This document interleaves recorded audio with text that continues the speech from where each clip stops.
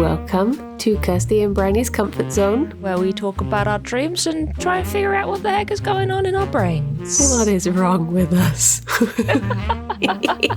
I have actually been having quite a few dreams recently, and like big dreams as well, like a lot going on. I've only recorded 2 for today, but because I had that week where I just didn't have any, on the first day that I could turn off my alarms, all of a sudden I just had like epic dream, and it was really nice. It was nice to be back in the dream world. Yeah, I bet. Yeah, alarms are the worst. They just interrupt all the good dreams. Yeah. I've been having dreams, but I've just not been remembering them. I think I've been having a lot of my dreams like on the surface of like my sleep. So just before I wake up sort of thing. Okay. So I'm just, they just fall out of my brain as soon as I wake up. But I will try and get my brain back in order to get some recordings done. But it's going to be a Briony episode mainly today. Well, that's okay. Our last Just Me and You one was a Kirsty special. Well, that's true. I owed you dreams. We're taking it in turns.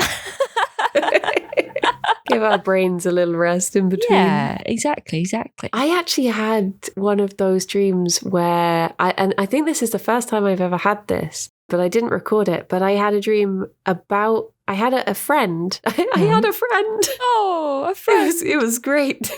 It was this person who felt so real, and it made me think, because Rithian had this that's what I was going to say. He had the dream where he had like, I think it might have been like he was in love with this person. He woke up and he felt weird that they weren't there. And I had that same thing with this friend. It felt so real. I was like, oh yeah, I should tell them, like, I had a dream about you. And I was like, wait, who were they? Aww. They don't exist. And it was really weird. For a few minutes I really felt like I'd lost someone. Yeah, that's so strange. Like, maybe they exist in like a different universe. Maybe you were just, you went to sleep and you went to a different life and you're like, hello friend, I have to wake up now, time to go. Oh, we're back to the Doctor Strange theory. Yeah.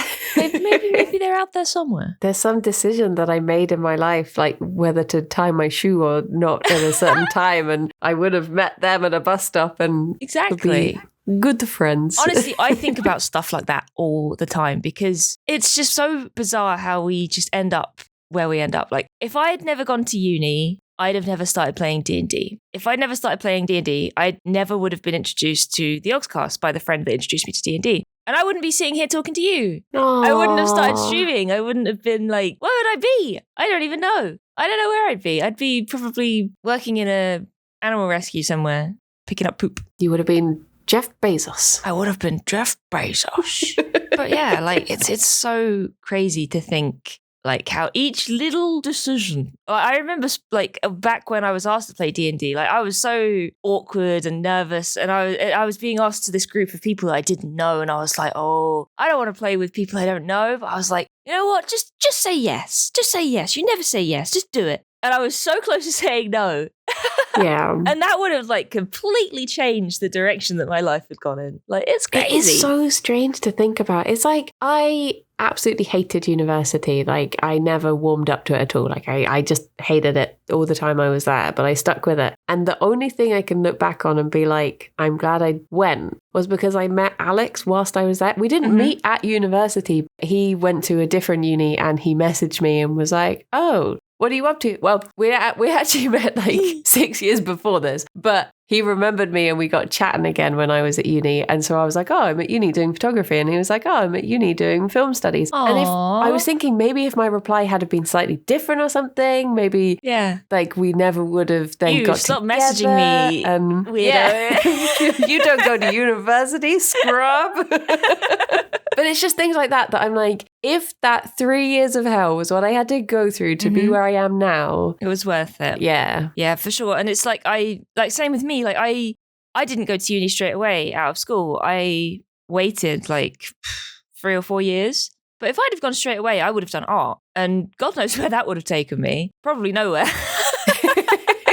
I probably would have gotten so sick of it and then just pivoted to something completely different. It is very strange though. I think about it in what is probably quite a morbid fashion, but if ever I do stop to do something, like sometimes, when you're walking down the street and you see a worm that's been like caught out and you're like, okay, I'll stop and I'll put the worm, in a nearby verge or shrubbery or something. I don't know. Mm-hmm. All those shrubberies you have lying around. I'll put the worm in there. And immediately afterwards, I think like, what if I now get hit by a plane falling out of the sky because I'd stopped and if I had have carried on, I would have missed it or something. Yeah. I don't know. It's just one of those strange things. I saw something like that on one of my Reddit deep dives. Oh no. The other day, yeah.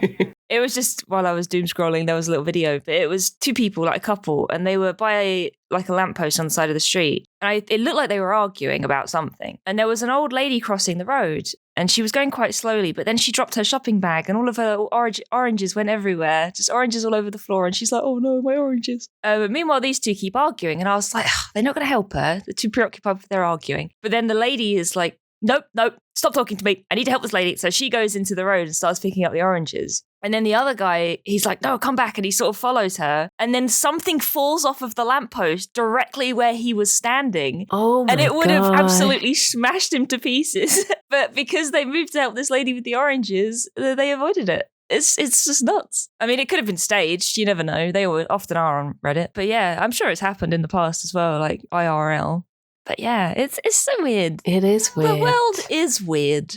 It's crazy. Have you ever had anything like that actually happen to you? Like you've done something and avoided danger? I don't know if I already have. The only story I can really think of is I was stood outside with my brother when we were little, and I asked him something and he shrugged. And as soon as he like put his hands out to do the shrug, a bird pooped in his hand.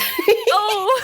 So if I hadn't have asked him that question, he wouldn't have got bird poop on his hand. But I don't know if that's a big life-changing event. Oh my God, that's amazing. Well, it would have been one less story for the podcast if it had never happened. So that's true. Butterfly effect, baby. But it is like strange how many like tiny decisions we must make every day that must influence our lives. Yeah, to such a big extent. Definitely. But you don't know until it's like all happened, you know. It's just so wild to think about. The world is such a big, crazy place. Yeah. And the smallest decision can just change your trajectory in it. It's very cool and very scary. But I remember when, for some reason, my mum brought back this postcard for me one time that said, all roads lead vaguely in the right direction. Mm-hmm. It was meant to be, you know, sometimes if you fail at something or something goes wrong and you might be down about it, you're still on the right path. Yeah. You know, you're just taking a different route to it. Mm-hmm. So maybe things would be the same. You just get to it in a different fashion. I don't know. Yeah. This is very philosophical now. It's very, very philosophical. But I do find it fascinating. I kind of get that though. Like that's such a nice message to have on a postcard too. Yeah. But no, I get that. Like back to D&D again, because I'm a big nerd and it's all I do. But yeah, like my first D&D group, like I say, they got me into the Yogs and they got me into D&D. But in the end, it wasn't a group or an environment that I really enjoyed being in. Yeah. So one of the people in the group who I got along with a bit, they introduced me to another group and they in turn introduced me to another group. And now that group that I'm with, they are lovely. They are wonderful people. And we've done like a bunch of campaigns and, you know, we meet every other week and it's super nice. But I had to go through the bad campaigns with the other groups to get to them. Yeah. You know, it's that kind of thing. Like at the time I was like, oh my God, this is awful. Like I don't like what's going on here. But then, yeah, it led to something a lot nicer. So yeah, I don't know what my point is. And we are getting very philosophical. But yeah, stuff works out in the end.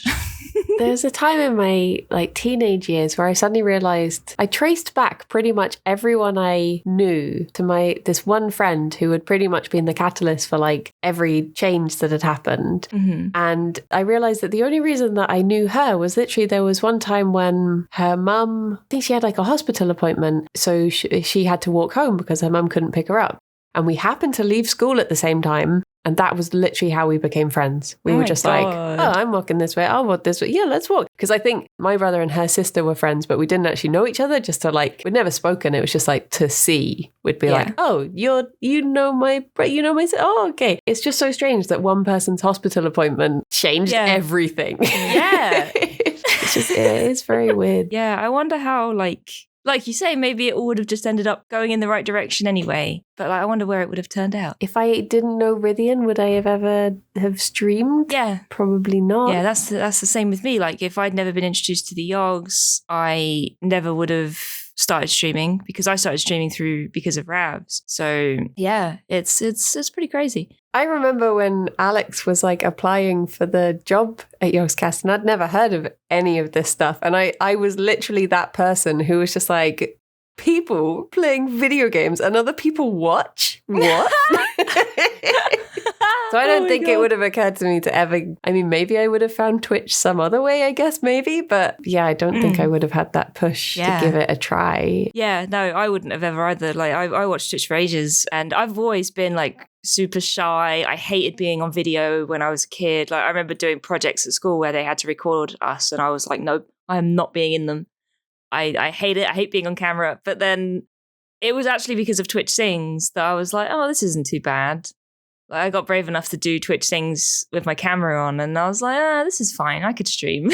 and then I did. So yeah, thank you, Twitch Sings. I streamed without a webcam for the best part of a year, I think. Really? Yeah, I used to it was just game. Just game. And then the first time I went on webcam, I did a 12-hour charity stream, and I pushed myself to go onto webcam. And then after that, I was like, everyone has probably seen every dumb face I pull, because if they've seen me for 12 hours, they're all going to be in there. So there's no point in not having a webcam anymore. Like, they've seen it all. So that's a good way to think about it. There are still days where I'm like, oh, I don't want to have the webcam on, but they've seen it all already. Like, who cares?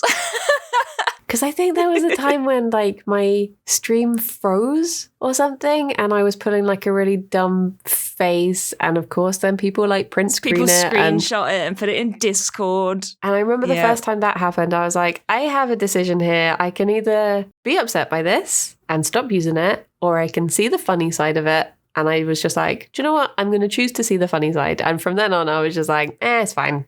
Yeah, exactly. We were just having fun. Well, should we listen to one of your dreams? Yeah, do you want to do the big one first? This one was like a week ago now. Okay. I vaguely remember part of it. And I remember there being part of it that I was like, should I record this? So I guess I'll gauge by your reaction as to whether I leave it in. Oh my God. Okay. 3, 2, 1, go. Hello.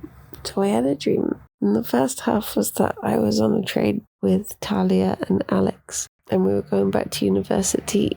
It was going through like Nevada, it looked like, but I don't know where it was. And the train stops when we get off, and we've got all of our stuff. And Talia had this like massive box that was full of board games and notebooks. And I was like, you can't carry that. Like, it's huge. Alex will take one of my bags or like my wheelie trolley, and I'll help you with that. And she was just refusing. She was like, no, I don't need help. I'll be fine. And then I suddenly realized that like I had a flashback, and I was back in my parents' kitchen with Adrian, and he had put my keys in the freezer for some reason. And I was like, oh no, I don't have my keys. I can't get in. I don't remember how that dream ended, but I had the second part was that I was watching this lady. She joined the police force, and she's training to become a detective. And she was like going out for her first night with her team. She's very quiet. And all of a sudden, like, she's like, okay, I'm just going to go get a drink or something. And someone comes over to her, and they're like, oh my gosh, can I have a signature? She's like, oh no, I've been recognized. And all night she gets recognized by people. And it turns out that to pay for a year of her university, she was a drag king. I can't remember the name. There was a name that people would say. And they were like, oh my gosh, it's blah, blah, blah. And she has to like tell her colleagues, like, oh yeah, so I did this. And then it cut to being back at her house where she was with her mum, but it was like a massive haunted mansion style of house. But I only saw the bathroom because it was that I was having a bath with Alex, and well, no, he was having a bath and I just got in, but me getting in caused this like massive like tidal wave. And the water just went everywhere. Like I couldn't stop it. There was momentum and it kept splashing back and forth. And then it just sloshed all over Alex's face and went onto the floor. And he just looked really unimpressed. And I was like, oh no, it's covered the floor in water. It's going to be like, the wood is so old, it's going to be rotten. But then I saw this panel of light switches on the wall. And I was trying to work out how you, like, it had 3 columns and about 5 rows. And it was like one of those puzzles where if you switched on one, it would switch on a side light and the fan in the room. But if you switched on another, it would switch off the fan, but switch on another, like the main light or something. And I was like, oh no, how do you switch them all off again now? And I was like, I'm going to have to write down what they all do. And I'm going to ask someone to write out like a formula for turning them all off and turning them all on. But then it cut back to being me watching the detective lady, and her mum came in and was like talking about how she didn't want to do her drag king stuff anymore. She's like, oh, you had a bit of fun, but you have to stop it. And she was like, oh, but it's paying for my education. And that's the last thing I remember was like the mum not really knowing what to say to that. I think that's when I woke up. Well, bye-bye. That was wild. There's so much happening. Oh my gosh. Yeah, see, this is the thing. I finally had dreams again, and they're just like, bam, All of have them. like 4 Blah. dreams in one. I think part of it is because we were watching Stranger Things. Yeah. No spoilies, but some of that, there's shots in like that desert type landscape, and there's also a big old house in there as well. So I guess it was probably just those things. Yeah. And I also was reading a book recently about a guy trying to find his long lost love, and it turns out that like the guy he's trying to find is a drag queen. So that's probably where that part came from. But it all just mushed into one big thing, and it was just weird how like half of it was first person and half of it was third person, and it was just it was all over. And what was the thing with all the light switches too? So in puzzle games, those puzzles where you have to try and get all of the lights to light up, but the switches will do like the first and third, and then another switch does the third and the fourth. Yeah. I hate those puzzles so much. And for some reason, I've never actually worked one out. I've literally brute forced anyone I've ever done. I'm just like, I'm going to sit and press things until it works. Yup. And for some reason, my dream had one of those in. With the train, I'm imagining, in Spirited Away with like all of the water and the train going over it. I'm imagining that, but just with desert. Yeah. It's very cool. It was really strange. So for context, my friend Talia, who I was with, she's like 5'1" or something. So that's why I was like, you're not going to carry this massive, You can't carry all those massive crate that you've got. But she was really stubbornly like, nope, don't need any help. I was like, okay. Honestly, like, I don't really know Talia very well, but I think Talia's quite, like, sassy. Yeah. Isn't she? I can kind of imagine Talia being like, nope, I'm fine. Yeah. Just no nonsense. No nonsense. Yeah, and then your keys were in the freezer? Yeah, my keys were in the freezer. It was like, I was about to go into the university building, but then I had a flashback and I was like, wait, no, I left my keys in the freezer. How am I going to get in now? I left them in the freezer. There were just so many elements to this dream. Like, I was trying to think, like, what could this bit mean? And then something else happened. I'm like, oh my God, what could this bit mean? What about the train? Like, is there anything, like, you've been watching or reading or anything that's had, like, a train in it, or did that just come out of nowhere sort of thing? In that same book that I was reading, because the guy is trying to find this long lost love, when he does get a clue, he does get the train to places. So I guess maybe it could have just been that. It was just travel. But yeah, it was very strange. The only thing I could think when I woke up, the only like slight takeaway I had from the dream was probably that the bath must mean something, because I have felt quite stressed recently, and I was like, maybe an overflowing bath is like that symbolism. The fact that you get in it and it's just suddenly a tidal wave of water everywhere, like, oh no, it's going everywhere.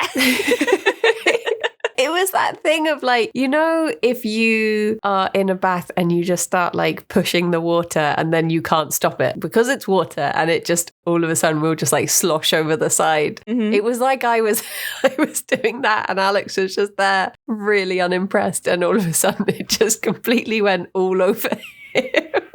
So I found this random website. I think you should have a look in your book as well. But I found this website that's just listing meanings of like bathing dreams. And it says, bathing with a member of the opposite sex signifies that one will be very concerned about a member of the other gender and be afraid that the good opinions about oneself will be washed away. What does that mean? Oh, that doesn't no. generally, and it says bathing with others is a warning that wicked acquaintances should be shunned. Oh. So it's just generally a bad thing, which is very strange. I feel like this website is I don't know. I don't know. It's I don't trust badomens.com. Bad omens all around. But it doesn't say. Hang on. What about overflowing bath? Dream about bath water overflowing. It's a clue for an aspect of your life that is potentially volatile and explosive. Oh. You are feeling the weight of others' burdens. You are feeling physically drained due to stress. There you go. You have been stressed. That's what I assumed, because I have been stressed recently. So in my book it says, to dream of bathing someone shows the need to nurture or to have an intimate connection with that person. But I wasn't really bathing him. I just stole his bath. You just jumped in and... Is that all it says for baths? It also says, when we dream of being in the bath, it may indicate the need for cleansing of some old feelings, the need to relax or to let go. There we go. You need to relax, Briony. We have an opportunity to stressed. contemplate what has occurred in the past and to adopt new attitudes. Yeah, that makes sense. It also says, this isn't particularly relevant, but just in case anyone has a dream about this, communal bathing depicts innocence and sensuality combined. So there you go. The next entry in the book is baton, and it says, if the dream is of a police baton, then it can represent authority or male sexuality. Oh. So there you go. Oh. If ever we dream about police batons, we know why. Well, now we're going to. It's a self-fulfilling prophecy. So who was the person that was the drag king? Was that someone that you know, or was that just someone the dream made up? It wasn't anyone I knew. It was like a complete new character. Oh, maybe a wrestler, but not one I know particularly well. But I think it was, when they just use a person. Mm-hmm. No, I can't think. I have a feeling that it wasn't like a new character that I made up in my head. I think it was the stolen body of a person in real life just becoming a detective, because why not? Yeah, damn, there's so much to unpack there, Briony. I genuinely think it is just like that, because I didn't have any dreams for a week. Mm-hmm. My they brain just overflowed. Yeah, it's just all like the remnants of these dreams. And my brain just scooped out and was like, just put a bit of that in there. Just shove it all in. Yeah. Just a bit of everything. It's like when you make a chili and you're just like, I've got a bit of this. Chuck it in. Just put it in there. I saw a post online where somebody had made a chili and they'd put stuff like sweet corn and celery in it, and everyone was just so outraged. I was like, well, they were using it up. You don't want it to go off. I would be opposed to the celery, but that's just because I really dislike celery. But sweet corn, that's fine. Yeah. I think people were just mad that it wasn't just all beans, But, sometimes you need a bit of variety. You need more than a bean. Sometimes I get those tins of like mixed beans and it will have sweet corn in. And at first I found it a bit weird, and then I was like, it's all just covered in chili. You can't tell, it's fine. Yeah. Exactly. You can't tell. I'd probably try it with a bit of celery in it, honestly. Although warm celery is a bit weird. Weirder Does than it go regular soggy? celery. Yeah. Yeah, it kind of goes like a weird soft consistency. I have, some people say that celery is absolutely tasteless, but for me, no, it's not. It's one of the strongest tastes. Like if I eat like a chili or a stew or something, that even if it has the tiniest bit of celery in, it's literally all I can taste. It's that strong for me, and I'm just like, bleh. No, celery does have a really distinctive taste. It's got like I don't want to call it a sharp taste, but you know it's there. Yeah. The The only thing I dislike more than celery is celeriac, because that pretends celery is out there in the open about how awful it is, whereas celeriac pretends it's a potato, and that's just deceitful. And it's wrong. I'll tell you what's bad as well. Fennel. Oh, geez, yeah. Anything aniseedy. Why would you make a vegetable and make it aniseed flavour? That is just so wrong. Aniseed flavour, bad. Blech. Sometimes, because fennel is very high in fibre, sometimes I do get it for the bunnies, and I'm chopping it and I'm just like, like I'll be able to smell it on my fingers for ages afterwards, just like, ooh. Gross. The sacrifices we make for our babies.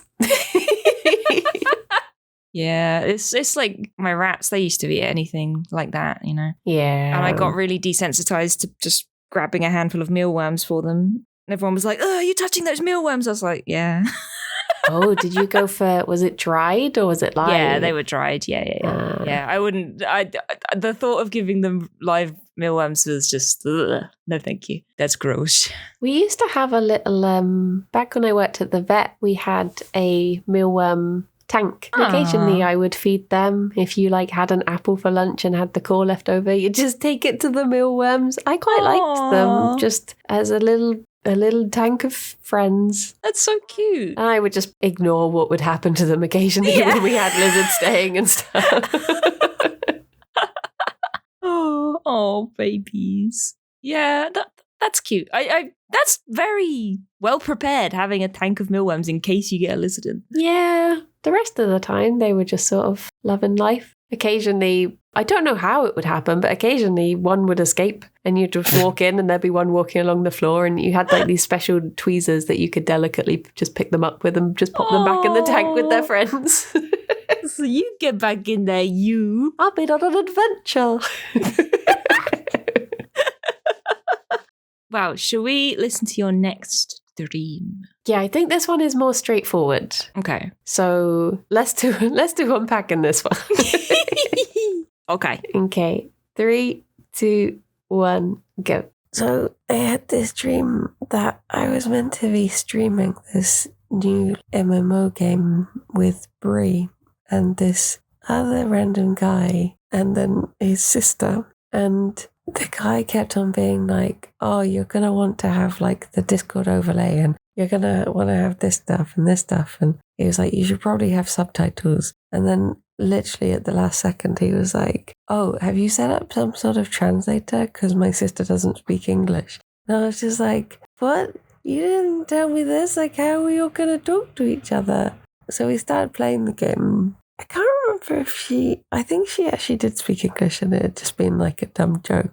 But then partway through, Bree was like, oh, I'm just going to borrow this. And he walked into the room and he just like picked up one of my monitors and walked off with it. And I couldn't do anything because I couldn't play the game and I couldn't tell people what had happened. So I just had to leave my computer still streaming, stuck on this just same screen. And I had to leave it for like 2 hours. And I was trying to find all these things that I could like exchange with Bree to be like, can I have my monitor back? And I went into like a pirate cave and was trying to find treasure and stuff. And yeah, I think in the end I just shut the computer down so it would stop streaming. But I think I checked and there were still like 2 people in chat, but they were just talking about something completely different. And I just felt really bad. But yeah, that was it. Bye-bye. Bye-bye. Did you have this last night? Yeah, this was last night. Your classic stream stressery. Yeah. I also wonder if part of this is to do with me complaining that I got all of my settings wrong yesterday, because I had talked to you about like having the Discord overlay up and all of that and getting my audio wrong. Maybe a part of that was like in your brain. Sorry. I hadn't made the connection there. Yeah, I guess maybe, it must have just like seeped into my subconscious. Mm-hmm. But yeah, I can't believe Bree would just steal my monitor like that. Just took it and walked away. And I was really excited to try out the MMO as well. I think it was meant to be, I don't know how you say it, but there's one that's coming out at some point called Palia or Palia. It's Palia. Okay. And I've signed up to do like, you know, when they have like game testers and stuff. Mhm. I've signed up to it so many times because it just looks really nice. And I think it was meant to be that game. It was like very bright and colourful. Oh, yeah, it looks really cute. Yeah. So I was like, oh, I'm finally going to get to play it. But then just, I don't even know who the guy was meant to be. But yeah, just the fact that at the last minute he was like, oh yeah, you've set up a translator, right? Because my sister doesn't speak English. So I was like, no, you never mentioned this. And the fact that we just had like a pirate cave lying around that I could offer Bree treasure from. Yeah, just go looking for treasure. Like, will Bree take this to give my monitor back? So what did you just not have a monitor at all? Or did you have like one left or? I had one left, but I think for some reason in the dream logic of the world, that monitor had been connected to my mouse and keyboard or something. So once he took that one, I couldn't actually access anything on the computer. Like I couldn't even use my mic or my webcam anymore to tell people. No. So I was like, Bree stole my monitor. I was like, all they can see is just the game screen and they can see that nothing's happening, but I have no way to tell them. And I was just really like, oh my gosh, people are so angry at me. And I don't know whether this is left over because like recently I've had to like take a few days off for various reasons. And it's probably just like, I do feel guilty if I take time off. So it's probably just that I was just feeling like bad. Yeah, honestly. And you know why you've taken those days off? Because Bree stole your monitor and you've been trying to get it back. You heard it here first, everyone. Yep. Yeah, that Bree, am I right? That Bree. Oh, geez. Yeah, I've had like, I mean, we've talked about stress streams before, but yeah, I've had dreams like that. Like a lot of the time they center around leaving the stream up and like going somewhere else. Like I'll be like, oh, be right back, everyone. And I go away and I just don't come back. Yeah. and I'm like, oh no, I'm still streaming. I think there's like a fear there because I don't like letting people wait, you know? Yeah. So it just gets blown up in my dreams.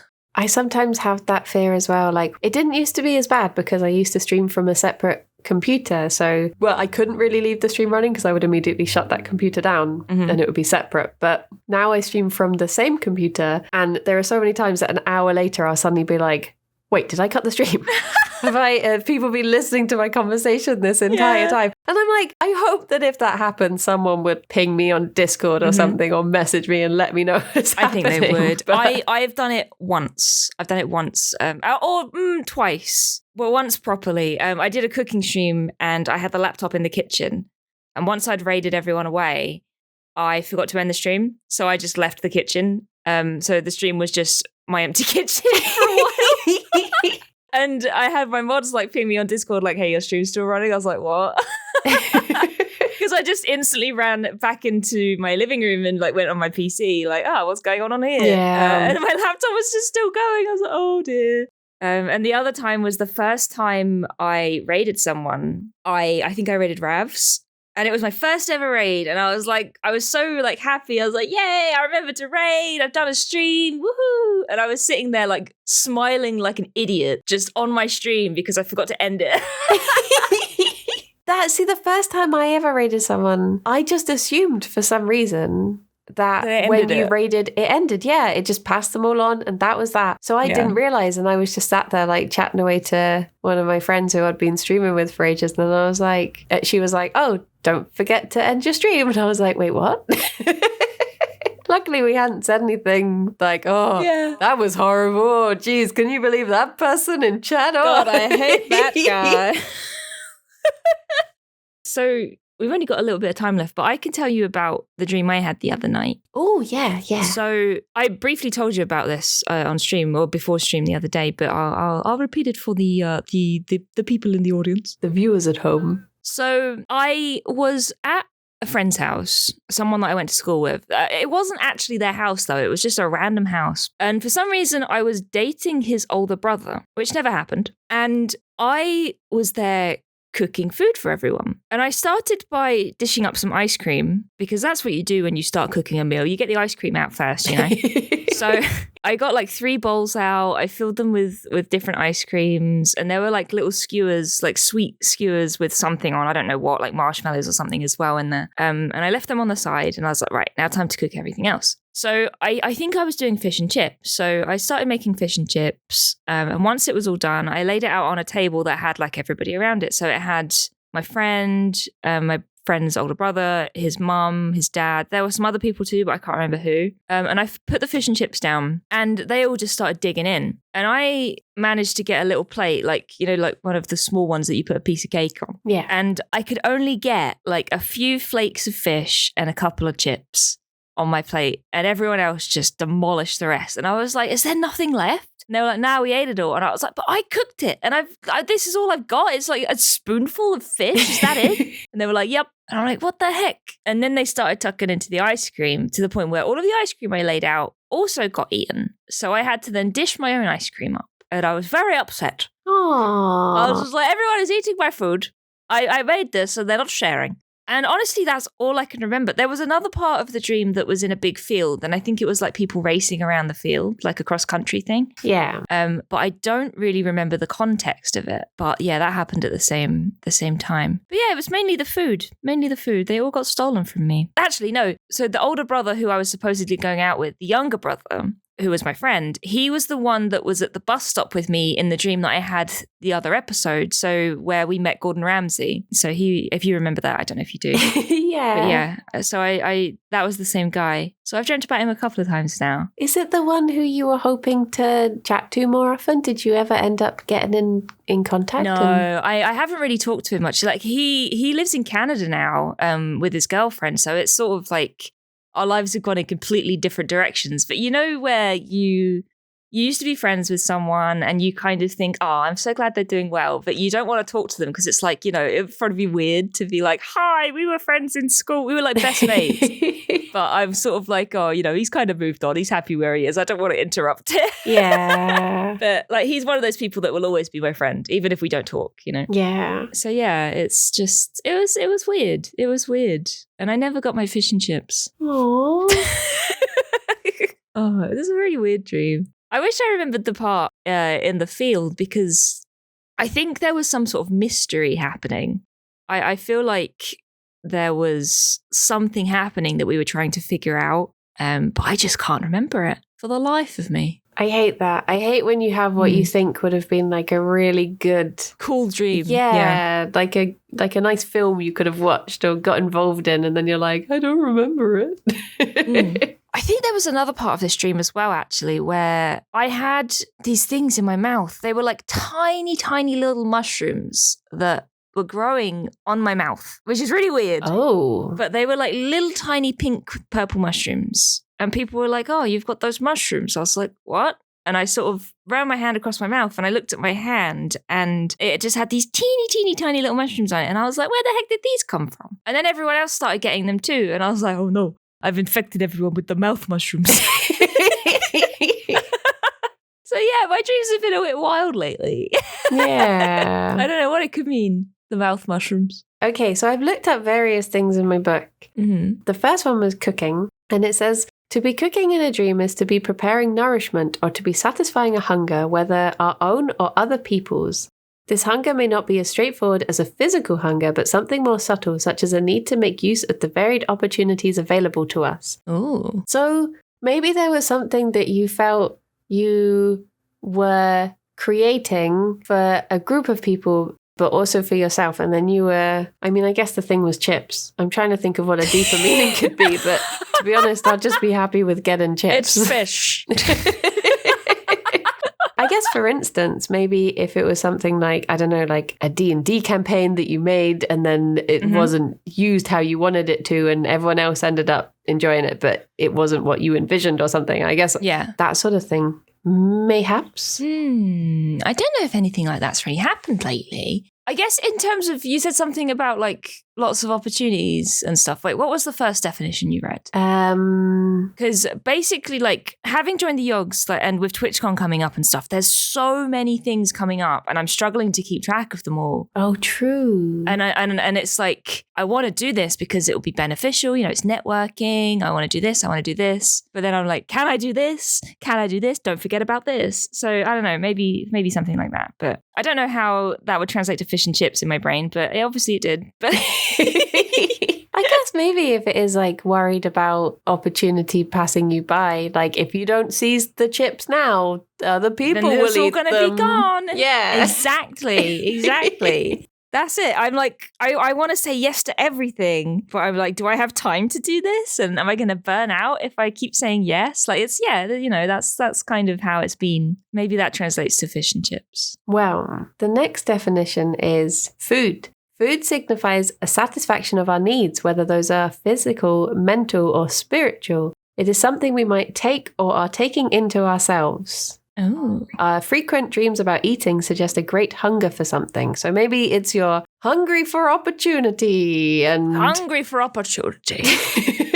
or maybe the fish and chips is telling me to take a rest and I didn't take enough of it, so I haven't had enough of a rest.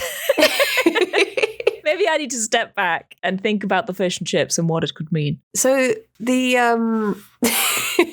the final one is the definition of ice cream in dreams. Oh God, is this going to be like an Oedipus thing? Ice cream appearing in a dream is a great deal to do with the sensual taste that one has. Oh geez. Under normal circumstances, it is a pleasurable experience and very often reminds us of childhood and happier times. To be eating ice cream indicates that we may be accepting pleasure into our lives in a way we have not been able to do before. To be giving other people ice cream indicates that we are giving other people pleasure. Oh, okay. So I didn't get any ice cream. I had to dish my own up and I don't remember eating it. So I was giving other people ice cream. So guess I'm the pleasure provider in this situation.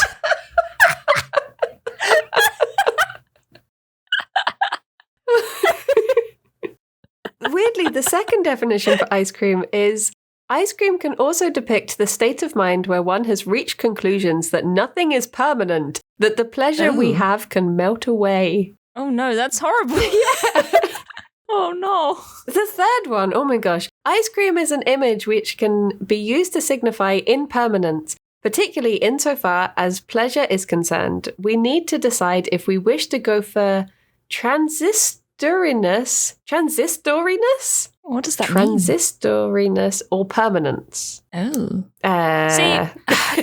See, this like, none of this has meaning, but like when we read out the things like this, it's kind of like a therapy because I'm like, oh yeah, it relates to this thing. There's this constant, and you'll understand this as well. Like with streaming, it isn't like a constant, reliable source of income, you know? I mean, if you have a bad month, you always worry. You're like, oh no, can I keep doing this? Is this sustainable? Can I do this all the time? Am I going to be able to live? And on my, like in the back of my brain all the time is, am I going to be okay this month? And that reminds me of like just that feeling, you know? Yeah. Like, this is great. You know, this is pleasurable. This is the best job ever, but will it last forever? And obviously it won't, but is it going to go tumbling down at any point? Is it going to melt like a big bowl of ice cream? That's kind of like a fear that's always there. So that's what comes to mind when you say that. Oh my gosh, yeah. Streaming is just a big bowl of melting ice cream and you can eat it while you can, but it's still gonna melt. Oh no. It's like the what is it? Make hay while the sun shines. Eat ice cream whilst you can. Eat last ice cream before it melts. Oh.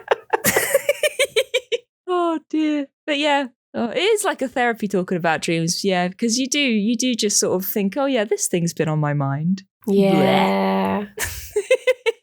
I do find it slightly funny how I'm aware that I have been stressed recently, just being, you know, aware of myself and knowing I'm stressed. But my dreams aren't any of the usual stress dreams you would imagine. Like the streaming one was, but the one before was just, it was just a wild ride. Like It wasn't okay, I was stressed, so my teeth fell out and my hair fell off or something. Like, it was just like, there was a detective and I had a bath and... It's very peculiar. Yeah, it's like I've not dreamt about ice cream before, as far as I can remember. Mm. You know? I didn't dream about school. It was the closest I got to school there was school friends. So yeah, that's good. What I've learned is that whoever wrote this book really likes ice cream. It's a very pleasurable experience, Brian. I don't know what you're talking about. It's just about pleasure. It's very pleasurable. Well, I think we've managed to figure that one out quite well, actually. Yeah, heckin' done it. We've heckin' done it. What could we ask the people listening this week? Have you ever had a dream about food? Oh. Were you eating or were you cooking? And was it ice cream? Were you cooking ice cream? Ice cream dreams.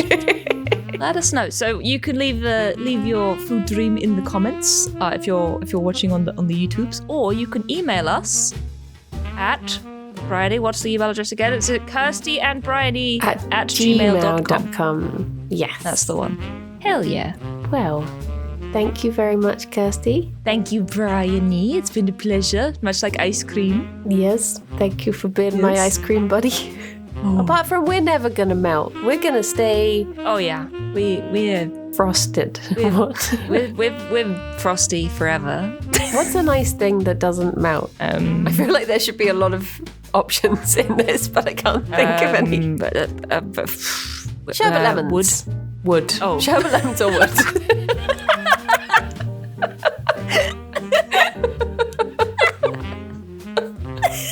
We are wooden sherbet lemons. I do love sherbet lemons. Sweet I feel like and they strong. would melt under significant heat. Pressure. Yeah. Where's the body? There's sherbet everywhere. There you go. There's the image to end the comfort zone. Thank you for listening, everyone. Stay cozy, everyone. Stay cozy. We'll see you next time. Bye-bye for now. Bye-bye.